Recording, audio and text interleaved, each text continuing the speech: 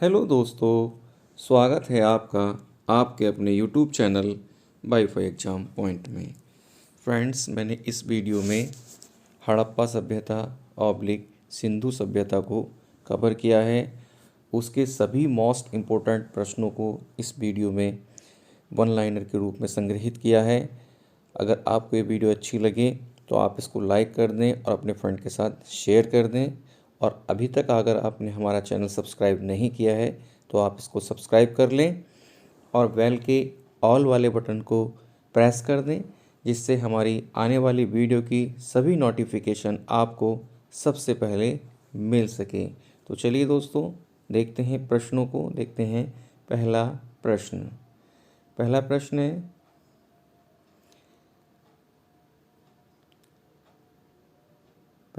है दोस्तों, हड़प्पा सभ्यता के सर्वप्रथम अवशेष कहाँ से प्राप्त हुए थे? तो दोस्तों, हड़प्पा सभ्यता के सबसे पहले अवशेष हड़प्पा से प्राप्त हुए थे। नंबर 2, हड़प्पा सभ्यता के आरंभिक स्थल किस नदी के किनारे पर प्राप्त हुए थे? तो वह प्राप्त हुए थे सिंधु नदी पर। प्रश्न नंबर 3, गार्डन चाइल्ड ने सिंधु सभ्यता को भारतीय उपमहाद्वीप में किस नाम से संबोधित किया है? तो इसको नाम दिया था प्रथम नगरीय क्रांति। प्रश्न नंबर 4 है कि भारत में प्रागैतिहासिक काल के स्थलों को खोजने का कार्य कौन सा विभाग के द्वारा या कौन से विभाग के द्वारा किया जाता है? तो दोस्तों, इसको किया जाता है भारतीय पुरातत्व एवं सर्वेक्षण विभाग। प्रश्न नंबर 5, भारतीय पुरातत्व विभाग के जन्मदाता किसको माना जाता है? तो अलेक्जेंडर कनिंघम जी को। और भारतीय पुरातत्व विभाग की स्थापना का श्रेय किसको दिया जाता है? तो वायसराय लॉर्ड कर्जन जी को इसका श्रेय जाता है भारत में पुरातत्व विभाग की स्थापना करने में। ये प्रश्न अक्सर पूछा गया है। प्रश्न नंबर 7 कि 1921 में भारतीय पुरातत्व विभाग के महानिदेशक कौन थे? तो वह थे जॉन मार्शल जी। प्रश्न नंबर 8, हड़प्पा स्थल की खुदाई 1921 में किसने कराई थी? तो राय बहादुर दयाराम शाहनी जी ने। प्रश्न नंबर 9, मोहनजोदड़ो की खुदाई किसने कराई थी?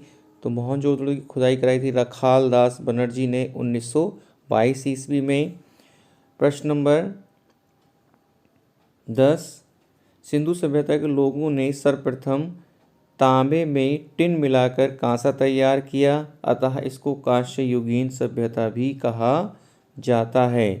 प्रश्न नंबर 11 कि प्रथम नगरीय क्रांति किसको कहा जाता है? तो वह कहा जाता है सिंधु सभ्यता को।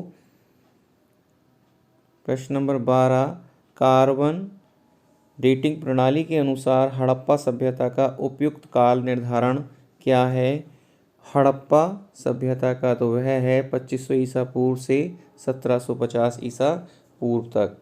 फ्रेंड्स, ये बहुत ही मोस्ट इम्पोर्टेंट क्वेश्चन है। अगर आपने वीडियो को शुरू से अंत तक देख लिया तो आपके हड़प्पा सभ्यता ऑब्लिक सिंधु सभ्यता से संबंधित कोई भी प्रश्न गलत नहीं होंगे। 13 नंबर है दोस्तों, क्योंकि समय बहुत कम है और आपको ज़्यादा बड़ा सिलेबस है तो आप इसको जल्दी जल्दी रिवाइज और नोट्स बनाते चलें, जिससे रिवाइज करने में आसानी हो। तो कार्बन डेटिंग प्रणाली के अनुसार सिंधु सभ्यता का उपयुक्त समय क्या है दोस्तों? तो वह है 2350 ईसा पूर्व से 1750 ईसा पूर्व तक। प्रश्न नंबर 14, हड़प्पा सभ्यता के 4 भौगोलिक स्थल कौन से हैं? तो दोस्तों, मांडा, आलमगीरपुर, दैमाबाद और सुतकांगेन डोर। मांडा की खोज किसने की तथा कब हुई थी? तो मांडा की खोज दोस्तों हुई थी 1982 में और करी थी किसने? जगपत जोशी जी ने। जगपत जोशी जी ने मांडा की खोज की थी। मांडा जम्मू कश्मीर में चिनाब नदी के किनारे पर स्थित है। प्रश्न नंबर 16, आलमगीरपुर की खोज किसने तथा कब हुई थी? तो इसकी खोज अय्यगदत्त शर्मा जी ने 1958 में की थी। आलमगीरपुर हिंडन नदी के किनारे मेरठ उत्तर प्रदेश में स्थित है और फ्रेंड्स ये उत्तर प्रदेश में है। प्रश्न नंबर 17, सिंधु सभ्यता में ईंटों का अनुपात लंबाई, चौड़ाई और ऊंचाई क्या था? तो इसका था 4:2:1, यानी लंबाई 4 थी और जो ऊंचाई थी वो 2 और 1 ऊंचाई थी, सॉरी। नेक्स्ट है 18 नंबर, सिंधु सभ्यता में भवन निर्माण में कैसी ईंटों का प्रयोग होता था? तो ये पक्की ईंटों का प्रयोग भवन निर्माण में किया जाता था। भवन निर्माण की कला को क्या कहते हैं दोस्तों? तो उसको कहते हैं वास्तुकला। भारत में वास्तुकला का आरंभ किसने किया था? तो सिंधु वासियों ने भारत में वास्तुकला का आरंभ किया था। सिंधु सभ्यता 21 नंबर, सिंधु सभ्यता में सड़कें एक दूसरे को किस पर काटती थीं? तो समकोण पर काटती थीं। सिंधु सभ्यता में चावल के साक्ष्य कहाँ से प्राप्त हुए हैं? लोथल व रंगपुर से, यानी लोथल से चावल के साक्ष्य और रंगपुर से भूसी के साक्ष्य प्राप्त हुए हैं। प्रश्न नंबर 23 है कि लोथल कहाँ पर स्थित है? तो फ्रेंड्स, लोथल गुजरात में अहमदाबाद ज़िले में और किस नदी किनारे पर? भोगवा नदी किनारे पर स्थित है और इसको लघु हड़प्पा या मोहनजोदड़ो भी कहा जाता है। 24 नंबर, विश्व में कपास सर्वप्रथम किसने उगाई थी? सिंधु वासियों ने कपास उगाई थी। 25 नंबर, मेसोपोटामिया में कपास के लिए किस शब्द का प्रयोग किया जाता है? तो सिंधु शब्द का प्रयोग किया जाता है कपास के लिए। 26 नंबर, सिंधु सभ्यता में जुते हुए खेत के साक्ष्य कहाँ से प्राप्त हुए हैं? ये इंपॉर्टेंट प्रश्न है दोस्तों, कई बार पूछा गया है। जुते हुए खेत के साक्ष्य कहाँ से प्राप्त हुए हैं? तो ये प्राप्त हुए हैं कालीबंगा से, और कालीबंगा की खोज अमलानंद ने 1953 ईस्वी में की थी तथा ब्रजवासी लाल ने 1961 में। ये राजस्थान में घग्गर नदी के बाएं तट पर स्थित है। कभी कभी ये भी पूछ लेता है कि सिंधु सभ्यता में जुते हुए खेत के साक्ष्य कालीबंगा से प्राप्त हुए हैं और कालीबंगा घग्गर नदी के किस तट पर स्थित है? तो वह बाएं तट पर स्थित है। 27 नंबर, भूकंप के सबसे प्राचीन साक्ष्य कहाँ से प्राप्त हुए हैं? तो ये भी कालीबंगा से ही प्राप्त हुए हैं। 28 नंबर, कालीबंगा का क्या अर्थ है? तो कालीबंगा का अर्थ है काले रंग की चूड़ियाँ। 29 नंबर दोस्तों, 29 नंबर है कि सिंधु सभ्यता में शल्य क्रिया का प्राचीनतम साक्ष्य कहाँ से मिला है? ये भी कालीबंगा से। नेक्स्ट है दोस्तों 30 नंबर, सिंधु सभ्यता में घोड़े के अस्थि पंजर कहाँ से प्राप्त हुए थे? तो सुरकोटदा से, और सुरकोटदा की खोज किसने की थी? जगपति जोशी जी ने 1964 ईस्वी में। सुरकोटदा कच्छ यानी गुजरात में स्थित है। ये सरस्वती नदी के किनारे पर स्थित था। 31 नंबर, सिंधु सभ्यता में घोड़े के दांत, फ्रेंड्स अस्थि पंजर और यहाँ पर घोड़े के दांत या जबड़ा के अवशेष कहाँ से प्राप्त हुए? तो ये प्राप्त हुए थे राणा घुंडई से। 32 नंबर, सिंधु सभ्यता की घोड़े की मृण मूर्तियाँ, यानी घोड़े की मृण मूर्तियाँ कहाँ से मिली थी? तो ये मिली थी लोथल व रंगपुर से। इम्पोर्टेंट प्रश्न है, और वीडियो अगर आपको अच्छी लग रही है तो इसको ज़रूर शेयर करते रहें दोस्तों और लाइक कर दें। 33 नंबर, सिंधु सभ्यता में गैंडे के साक्ष्य कहाँ से मिले हैं दोस्तों? तो गैंडे के साक्ष्य मिले आमरी से। 34 नंबर, सिंधु सभ्यता में शेर का कोई साक्ष्य प्राप्त नहीं हुआ है। 4 ऑप्शन दे देगा, उसमें से कह देगा कि निम्न में से सिंधु सभ्यता में कौन नहीं मिला है। अगर उसमें शेर हो तो आप शेर पर टिक कर सकते हैं। 35 नंबर, मोहनजोदड़ो का क्या अर्थ है? मोहनजोदड़ो का अर्थ है दोस्तों प्रेतों का टीला। 36 नंबर, मोहनजोदड़ो सिंधु नदी के किस किनारे पर स्थित था? तो मोहनजोदड़ो दाहिने तट पर स्थित था। 37 नंबर, क्षेत्रफल की दृष्टि से सिंधु सभ्यता का सबसे बड़ा नगर कौन सा है? सबसे बड़ा नगर मोहनजोदड़ो है। 38 नंबर, दुर्ग टीले को और किस नाम से जाना जाता है? तो इसको स्तूप टीला कहा जाता है।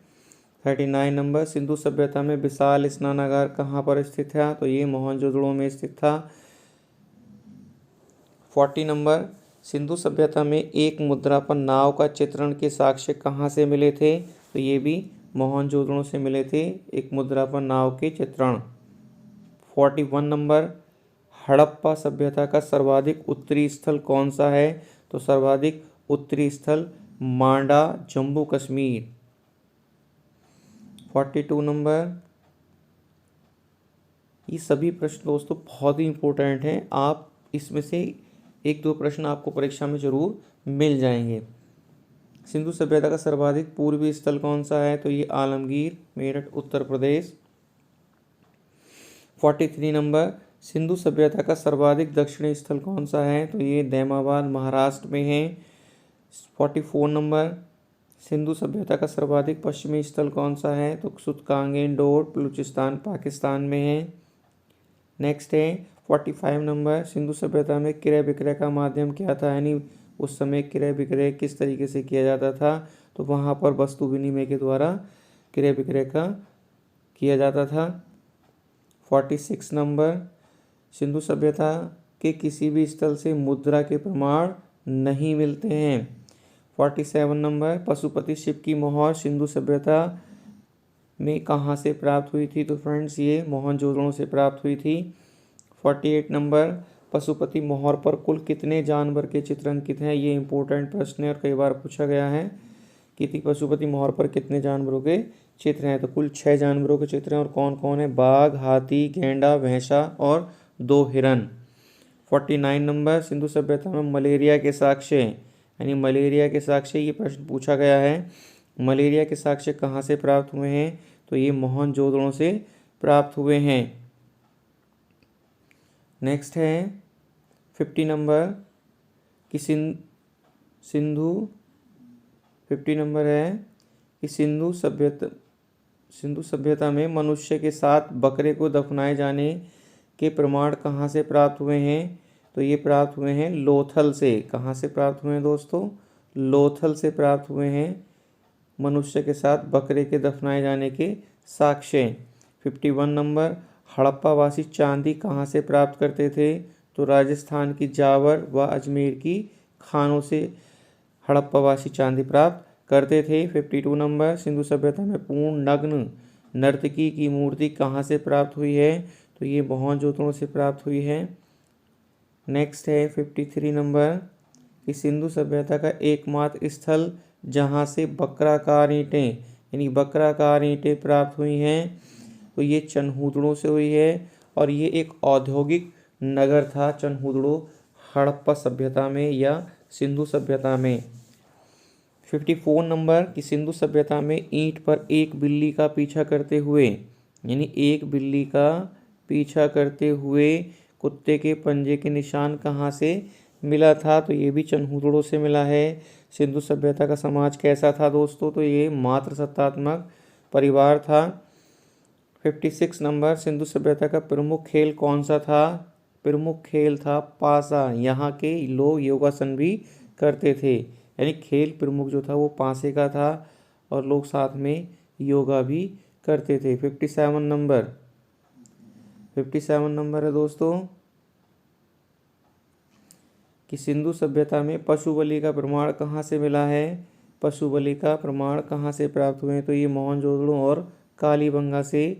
58 नंबर। सिंधु सभ्यता के आटा पीसने की पत्थर की चक्की के 2 पार्ट कहाँ से प्राप्त हुए हैं? तो ये लोथल से प्राप्त हुए। ये बहुत ही इंपॉर्टेंट प्रश्न है। 59 नंबर। हड़प्पा सभ्यता में समाधि R37 नाम किसे दिया गया है? तो दोस्तों हड़प्पा के सामान्य क्षेत्र में दक्षिण में कब्रिस्तान को समाधि R37 की संज्ञा दी गई है। 60 नंबर है 60 नंबर है दोस्तों कि सिंधु सभ्यता में आग में पक्की ईंट मिट्टी से बनी मूर्तियों को क्या कहा जाता था?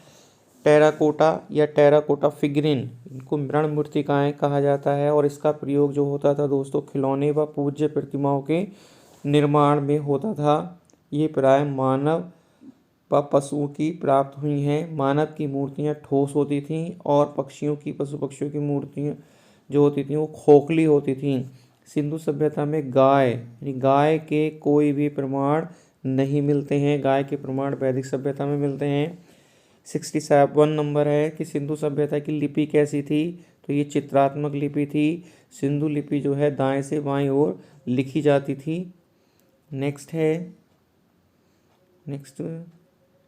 दोस्तों, ये अंतिम प्रश्न था, सॉरी अभी और भी हैं दोस्तों। 62 नंबर है कि सिंधु लिपि को सर्वप्रथम पढ़ने का प्रयास किसने किया था। तो दोस्तों सर्वप्रथम पढ़ने का प्रयास 1925 ईस्वी में L.A. वेडेल ने किया था। और 63 नंबर है, धान की भूसी के साक्ष्य कहाँ से प्राप्त हुए हैं। तो रंगपुर गुजरात से। और चावल के साक्ष्य कहाँ से प्राप्त हुए दोस्तों। तो लोथल से हुए हैं। सिंधु सभ्यता के लोगों को गन्ना यानी सिंधु सभ्यता के लोग गन्ना से परिचित नहीं थे, यानी गन्ना वो नहीं उगाते थे।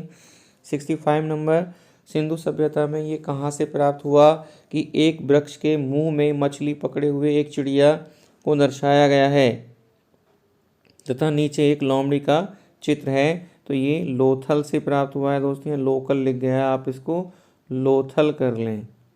लोथल से प्राप्त मृदभांड से इसके साक्ष्य प्राप्त होते हैं। फ्रेंड्स ये थे टॉप 65 प्रश्न हड़प्पा सभ्यता और सिंधु सभ्यता से संबंधित। फ्रेंड्स अगर वीडियो अच्छी लगी हो तो इसको लाइक और शेयर ज़रूर कर दें, जिससे आपके सभी फ्रेंड्स को इसका लाभ मिल सके।